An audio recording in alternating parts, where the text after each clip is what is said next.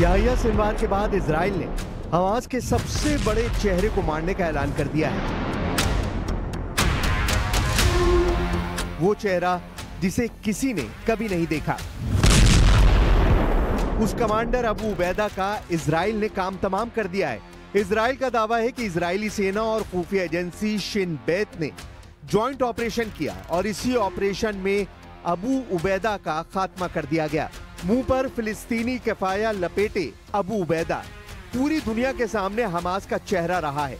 Hamas के हर poster, Hamas के हर video में अबू उबैदा एक नायक बनकर उभरा।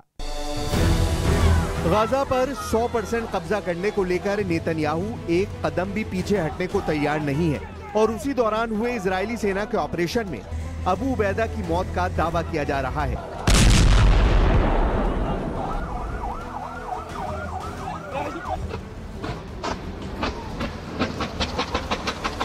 במבצע משותף נוסף, השב"כ וצה"ל תקפו את דובר החמאס, דובר ארגון הרשע הרצחני, אבו עוביידה.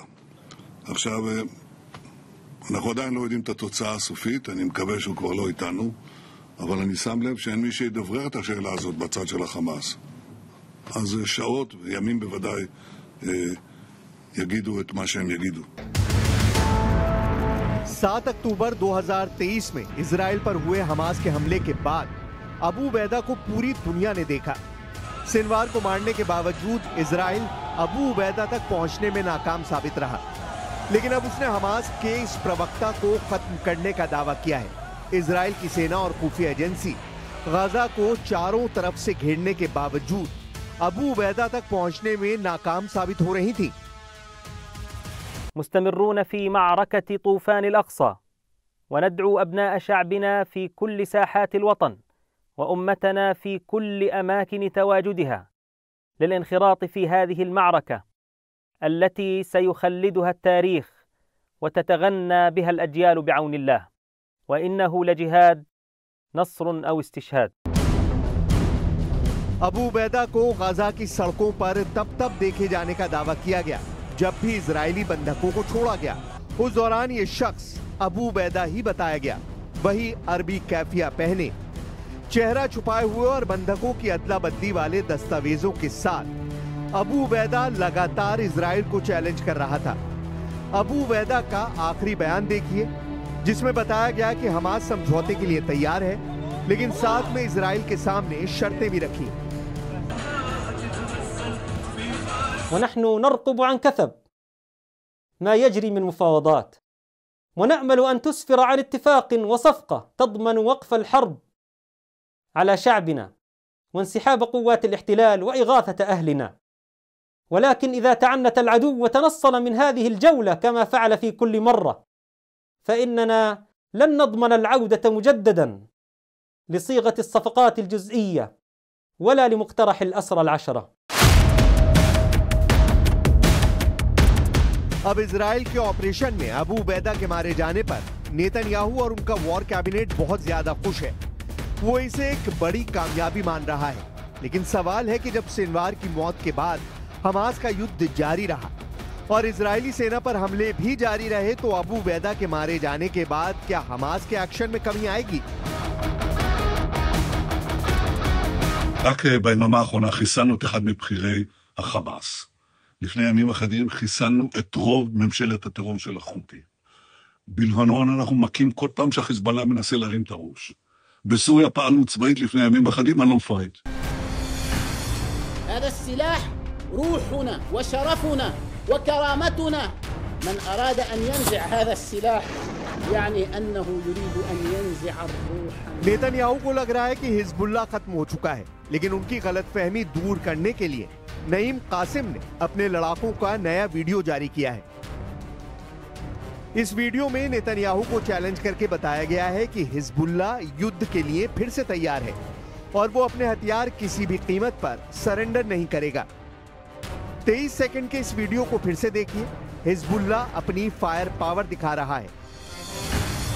هذا السلاح روحنا وشرفنا وكرامتنا. من أراد أن ينزع هذا السلاح يعني أنه يريد أن ينزع الروح منا. عندها سيرى العالم بأسنا. अपना फोर्स लेवल बता रहा है।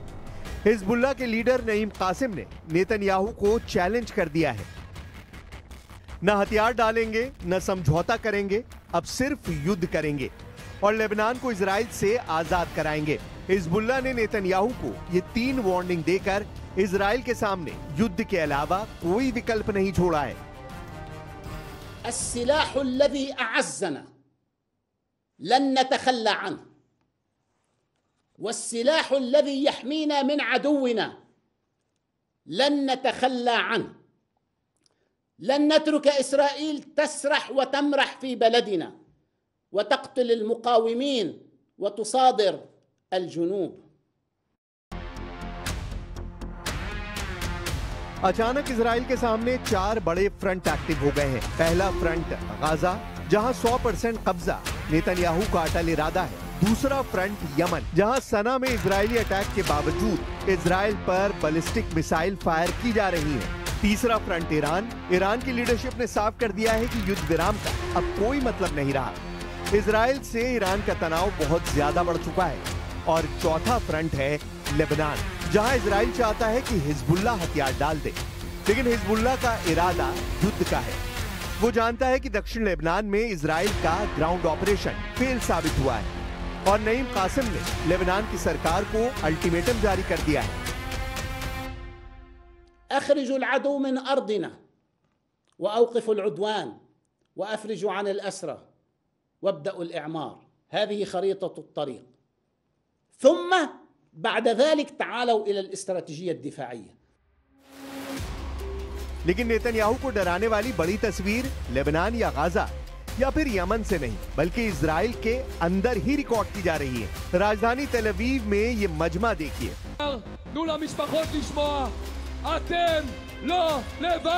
ये भीड़ देखिए। इस भीड़ के बीच नेतन्याहू को लेकर गुस्सा समझिए, क्योंकि इजराइल के अंदर अब गाजा प्लान को ऐसी टक्कर दी जा रही है जिसके सामने ईरान और अरब देशों का विरोध भी हल्का नजर आ रहा है। इस भीड़ की बहुत सीधी सी डिमांड है, जिसका समर्थन इजराइल के सेना अध्यक्ष ने भी किया है। डिमांड है कि हमास के साथ डील हो, युद्ध विराम हो और फिर युद्ध खत्म करके बंधकों को वापस लाया जाए। इसी डिमांड के साथ इजराइल में अब लाखों लोग रोजाना प्रदर्शन कर रहे हैं, हाईवे जाम कर रहे हैं। बंधकों की तस्वीर लेकर ये हजारों लोग युद्ध के पीछे का असली मकसद पूछ रहे हैं। יש הצעה לעסקה על השולחן שחמאס כבר אמר לה כן. האמריקאים רוצים שהחטופים יחזרו. הרמטכ"ל אומר שחייבים ללכת עכשיו לעסקה. העם, אתם, כל אחד מכם, כאן בכיכר, במהלך היום בצמתים, בכל מקום במספרים אדירים, כולם צועקים איתנו, כולם רוצים את החטופים बबाइत. नेतन्याहू अचानक कई फ्रंट खोलकर एक तरह से युद्ध वाले दलदल में फंसते हुए नजर आ रहे हैं। मुमकिन है ये बात वो जानते हैं, लेकिन पश्चिम एशिया में तेजी से बदल रहे हालात बता रहे हैं कि नेतन्याहू एक ऐसे डेंजर जोन में जा रहे हैं जहां से निकलना इजराइल के लिए आसान नहीं होगा। ये युद्ध वाला दलदल 700 दिन का हो चुका है और इसमें नेतन्याहू उतरे जरूर, लेकिन बाहर निकलने की बजाय वो और अंदर धंसते जा रहे हैं।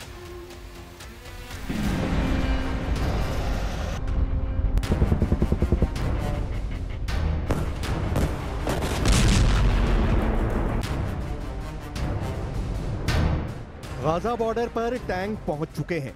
इजराइल की बख्तरबंद गाड़ियां तैनात हो चुकी हैं। आसमान में अपाचे हेलीकॉप्टर मिसाइल और गोलियां बरसाने के लिए तैयार हैं।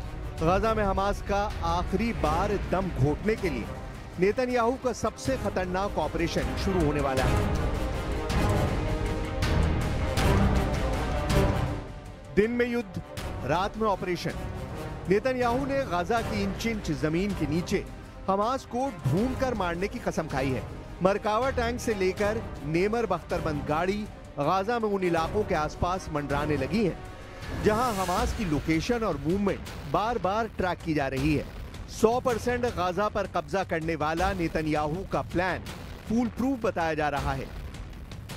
लेकिन नेतन्याहू के दावे पर इजराइल में अब उन लोगों को यकीन नहीं जो बंधकों से जुड़े हुए हैं या फिर इससे पहले हमास की कैद से छूटकर वापस आ चुके हैं।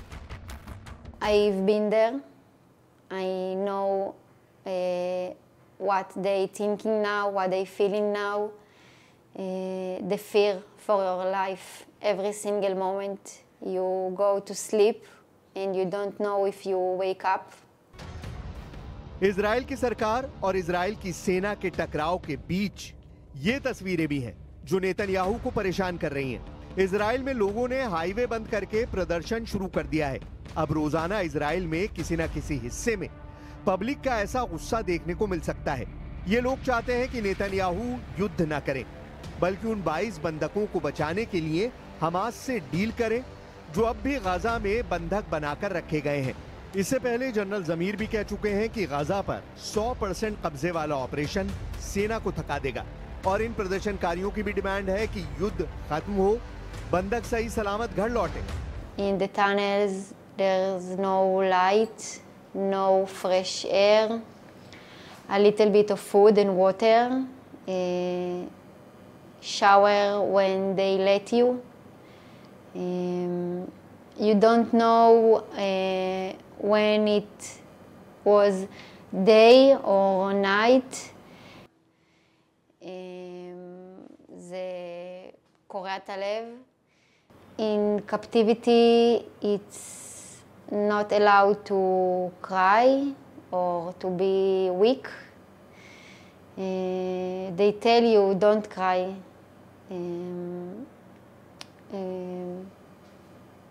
And after that, after a few times I was cry. I was realized I need to cry without sound. Hamas को लेकर अपने युद्ध को नेतन्याहू उस अंजाम तक पहुंचाना चाहते हैं जहां इस संगठन का एक एक लड़ाका खत्म कर दिया जाए, लेकिन टैंक ऑपरेशन के साथ साथ हजारों टन की बमबारी के बावजूद नेतन्याहू इसमें कामयाब नहीं हुए हैं।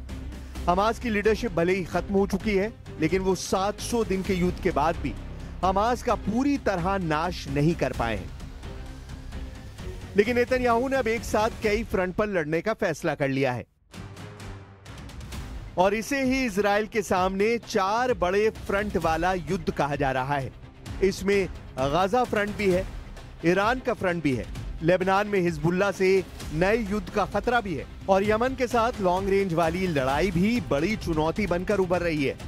गाजा पर 100% कब्जा नेतन्याहू के लिए बड़ा ख्वाब है, लेकिन ईरान की लीडरशिप की तरफ से आ रहा चैलेंज भी नेतन्याहू को जून की जंग याद दिला देता है।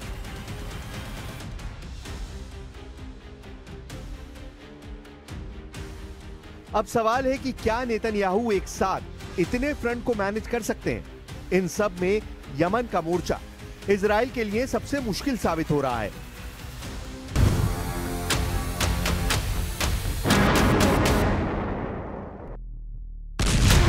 अगस्त के आखिर में इजराइल ने यमन में ऐसा हमला किया था। इस धमाके में इजराइल ने अपनी नई फायर पावर दिखाई और यमन के पॉलिटिकल नेतृत्व को खत्म करने का दावा किया,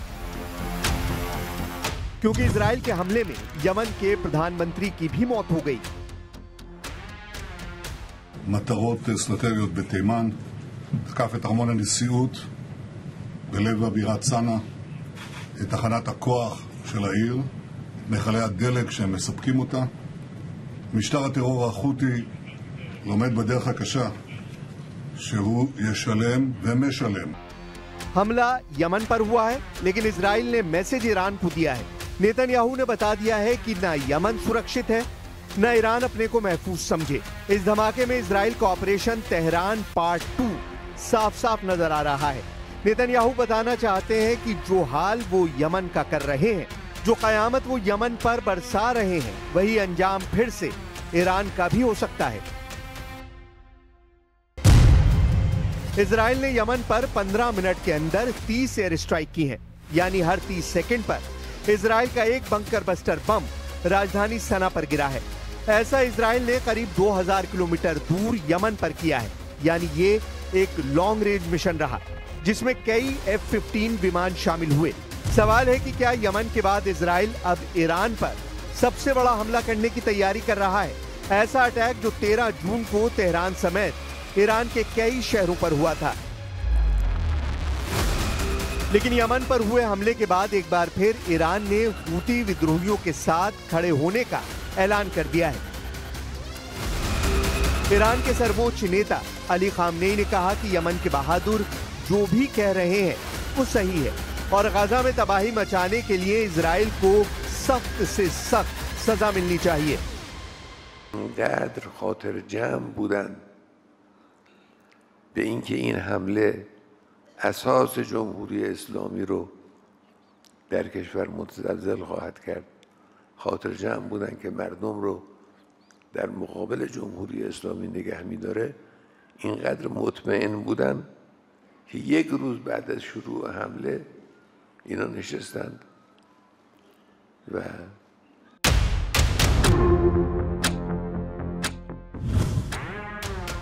अब सवाल है कि यमन पर हमले को इजराइल ने कैसे अंजाम दिया, कैसे तैयारी की गई।